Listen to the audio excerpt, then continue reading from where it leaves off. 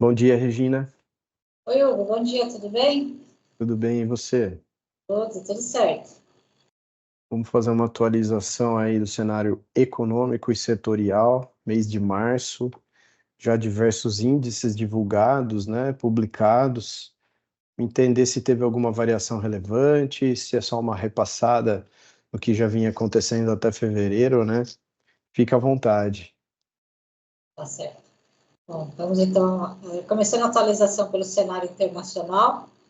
No mês de janeiro, o FMI divulgou as projeções de crescimento mundial. Ele faz isso 4 vezes por ano. E a expectativa de crescimento para 2023, crescimento mundial de 3,1%, e a expectativa é manter esse nível de crescimento para os próximos anos. Tá? Então, Tá. desacelera um pouco em relação ao que foi o crescimento de 2022, que foi 3,5%, Tá. e mantém esse nível de crescimento para os próximos anos.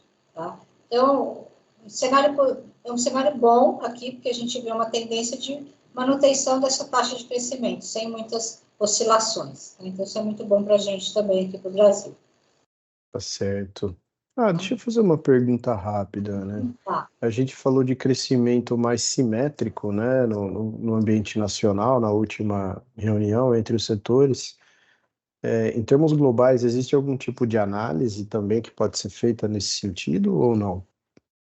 Já é uma análise mais consolidada. Tá.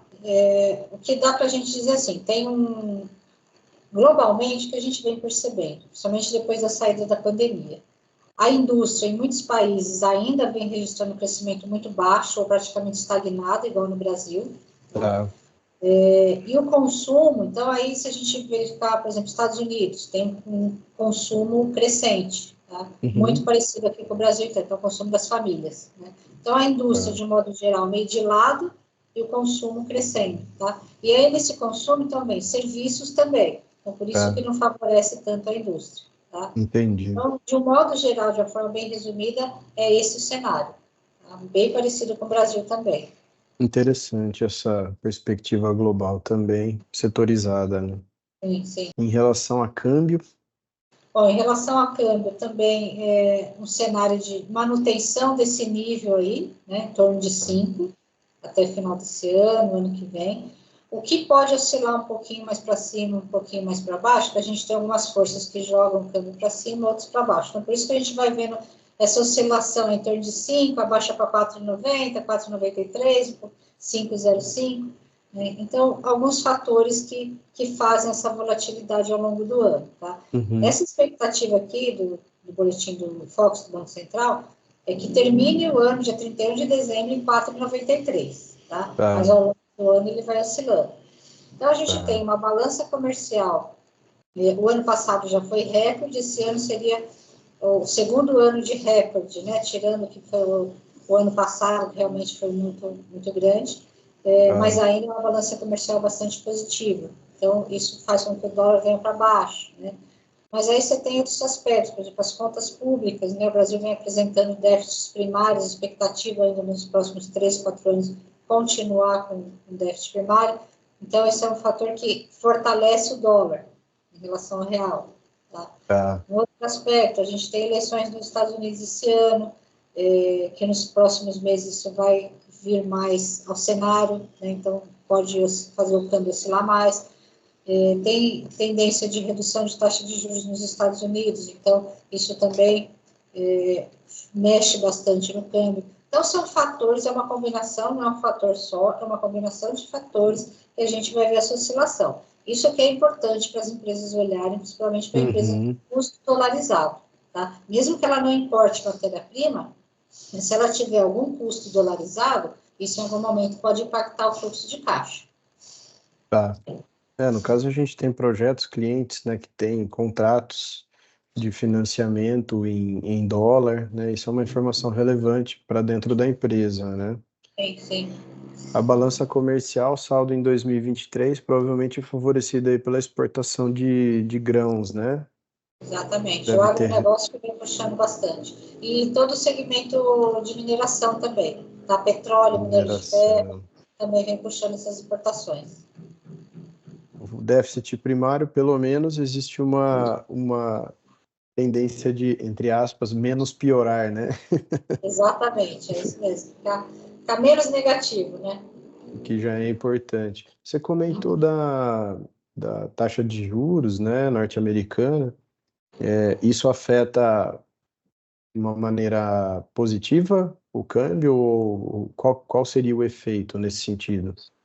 O importante é assim, é sempre o diferencial de juros entre Brasil e Estados Unidos, né? Então, Tá, quando você tem uma taxa aqui que está mais alta, que está subindo, então você vai atrair mais dólar, né? E perfeito. aí o câmbio vem para baixo. Tá. Então, quando você tem o reverso, né? A taxa de juros aqui está caindo, e lá nos Estados Unidos ela ainda não começou a ser cortada, só talvez ali em meados do ano. Então, aqui está começando a cair e lá ainda está uma taxa mais elevada, né? Claro que tem Entendi. um diferencial que a nossa é bem mais alta do que de lá. Claro. Então, você tem um movimento reverso que faz o dólar subir, porque o capital tem uma tendência de saída. Entendi. Ok. Bom, a inflação, ela vem desacelerando, uma desaceleração importante, deve fechar esse ano aqui IPCA em 3,8, 3,5 ano que vem.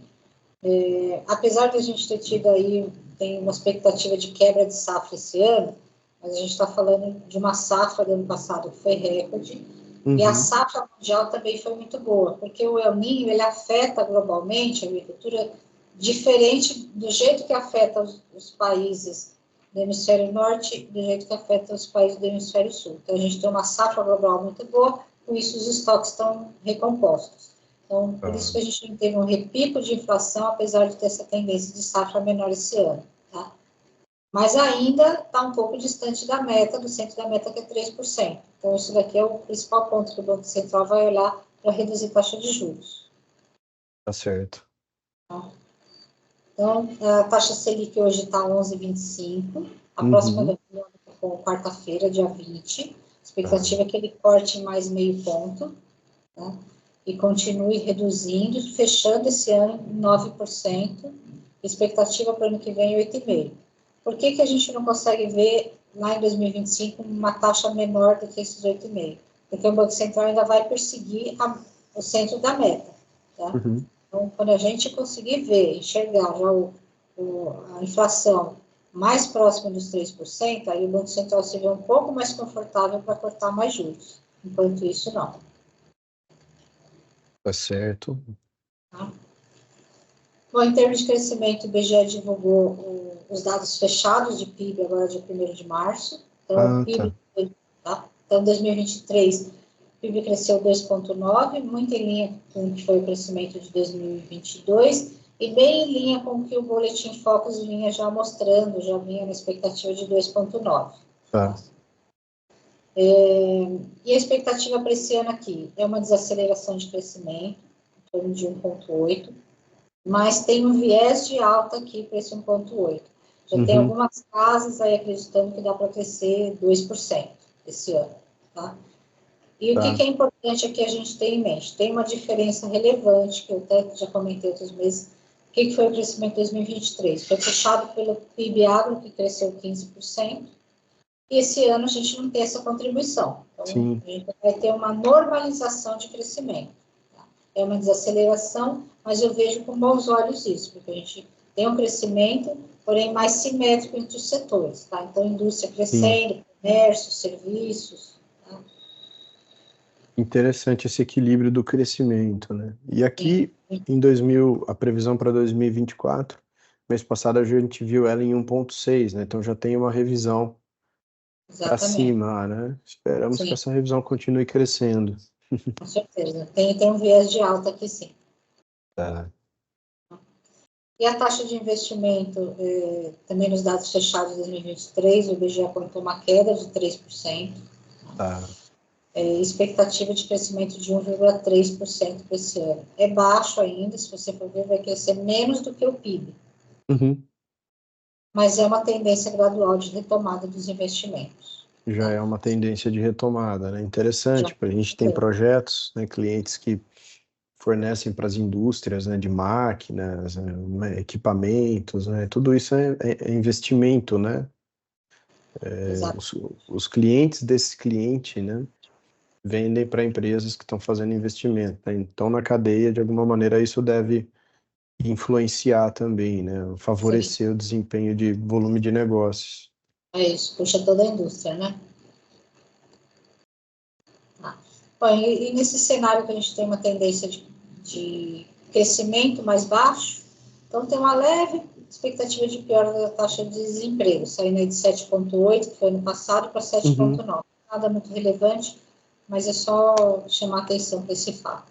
Tá? De fevereiro para março, também uma pequena revisão para baixo aqui, né? A gente estava Também. com 8 aqui e 8,4, né? Agora 7,9 e 8,05, né?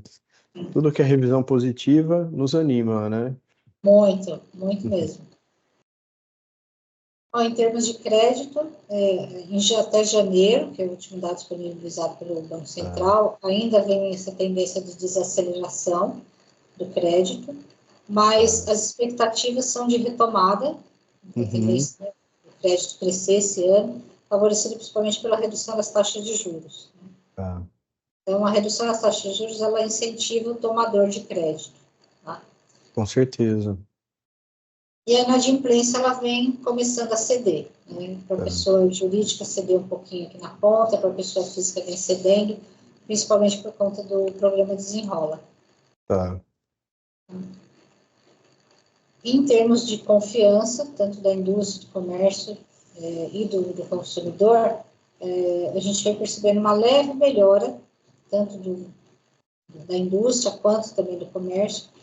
E o consumidor, de modo geral, a gente já vem percebendo essa melhora de confiança já desde o finalzinho de 2022.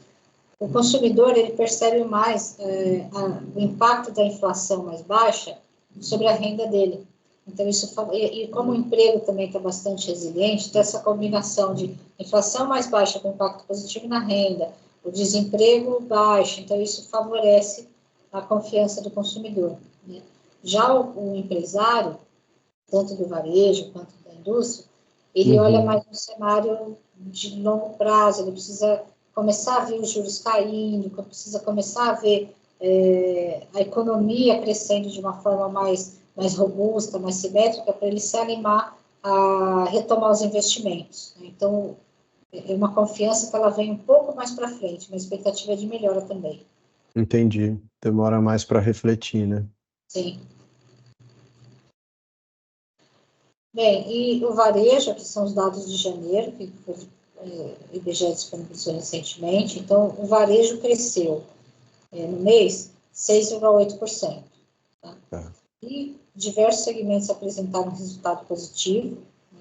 Só móveis e aqui livrarias, papelarias, bancas de jornal que apresentaram uma retração, tá? Mas tem um desempenho bem positivo aqui para quase todos os setores. Isso é janeiro contra janeiro, né? Janeiro contra janeiro, isso. Aí agora a gente vai acompanhando sempre o acumulado contra o acumulado, né? Do ano Isso. anterior. Aí mês que vem a gente vai acompanhar o primeiro bimestre, depois o terceiro, o segundo, primeiro bimestre, depois o primeiro trimestre, assim a gente vai acumulando. Certo. Tá? Bom, e o fluxo de visitas aos shopping centers também vem crescendo, cresceu 7% em janeiro, também contra janeiro do ano passado. Como a gente vem sempre falando, ainda está abaixo do nível pré-pandemia, mas tem uma questão aqui de direcionamento de compras mais para o e-commerce. Sim. Tá? Com Mas o que é certeza. importante é que assim, a gente vê que está mantendo o mesmo nível, né? 2021, 22, 23, 24. Sempre com crescimento, né? É isso. Legal. A gente Tá? até comentou, né, no mês passado, observando como consumidor, né, algumas lojas e restaurantes dentro de shopping, procurando fazer bastante entrega, né, esse tipo de coisa, movimento que dificilmente a gente observava antes, né? É Então, isso mesmo. essa redução de fluxo, né, o empresário, o empreendedor busca alternativa, né, para manter receita. Interessante Isso é observar esses importante. movimentos. Isso é importante porque o consumidor tá comprando, né? Sim. Está consumindo serviços, está consumindo produtos, então só precisa Uhum. achar o canal certo de chegar até o consumidor. Tá certo. tá? Bom, e a indústria cresceu 3,6% em janeiro. Tá certo que a gente está falando de uma base muito baixa para a indústria, né? Tá. Mas ainda assim, eu acho que é um cenário que começa a se tornar mais positivo para a indústria. Diversos segmentos apresentaram incremento forte. Só vou chamar a atenção aqui de farmacêuticos, caindo 21,9%, mas é um setor que cresceu muito desde o período da pandemia mesmo.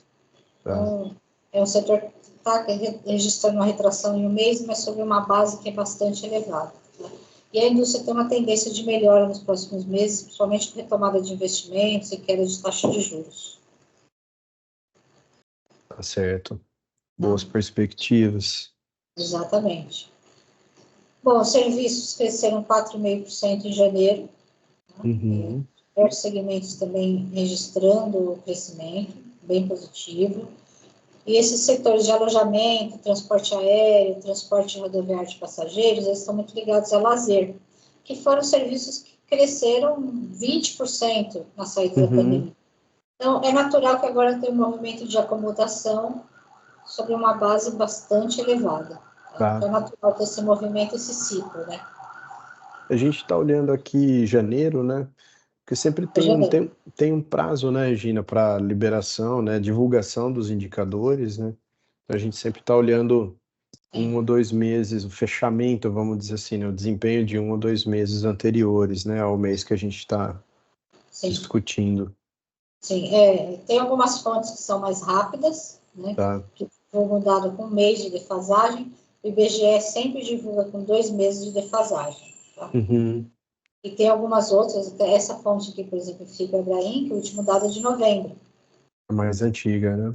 Mais antigo. Tá? Então, cada fonte tem sua característica, mas o IBGE geralmente são 2 meses. Tá.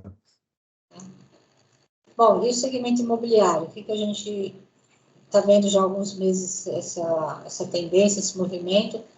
Os lançamentos que cresceram de uma forma muito forte, lá desde 2020, 2021, 2022 também, eles começaram a se acomodar no nível mais baixo, porque se formou um estoque muito elevado, né, que é a linha azul mais clarinha, e as vendas, elas começaram a reagir principalmente de meados de 2023 para cá.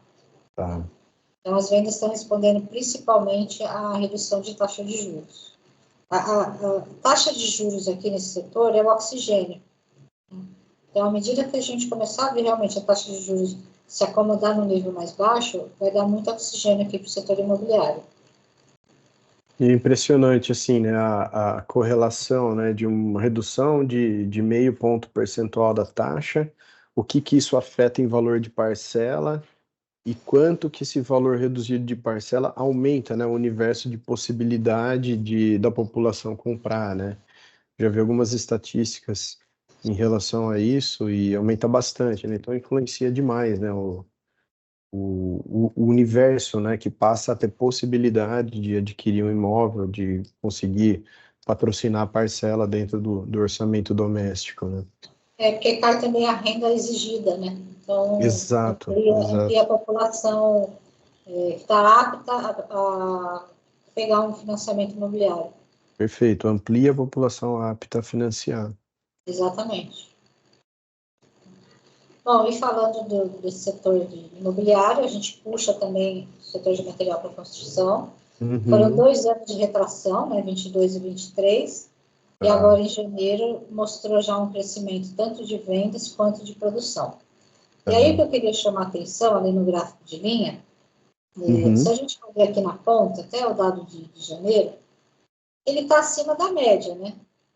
Então, apesar de ter caído muito lá em 22 e 23, porque foi um movimento assim, a gente teve um consumidor buscando muito material de construção, não só para o segmento imobiliário, mas também para as reformas. Quando passou a pandemia, esse setor teve um trade-off, né? Então, o consumidor acabou as reformas, agora foi para o lazer. Então, começou a cair. Mas o que eu chamo a atenção é que, assim, a gente não pode comparar com aquela base lá de início de 2020, que deu um pico muito grande. Sim. A gente tem que comparar com esse histórico. Então, mesmo com toda essa retração, o mês de janeiro ainda está acima de toda a média histórica. Tá? Então, não é tão ruim assim como se parece a situação do setor de material de construção. Muito interessante esse acompanhamento acumulado, né, no longo prazo, que você falou, mostra que está dentro da normalidade, né? Ele retomou uma normalidade, né? É que a gente estava comparando com um pico que realmente é fora da curva. Sim, sim. E tem uma tendência de recuperação, isso que é importante. Tá. Tá? Bom, o setor de autopeças também tem uma tendência de recuperação, caiu muito ano passado, influenciado por uma retração forte do setor de caminhões, setor de pesado. Né? Esse ano, já começamos o ano bem, então a produção de autopeças cresceu 2,6%, a produção de caminhões cresceu 108% em janeiro, mas é sobre realmente uma base muito fraca que foi ano passado. Mas o que a gente vê de positivo aqui? Tem uma tendência de retomada. Começou bem o ano, né? Começou bem. Tá? Bom, e por fim, o PIB do agronegócio, ano passado cresceu 15,1%, foi aquilo que a gente conversou lá atrás, foi esse que puxou o crescimento de 2023, o crescimento da economia, mas tivemos uma safra aí que cresceu quase 20%.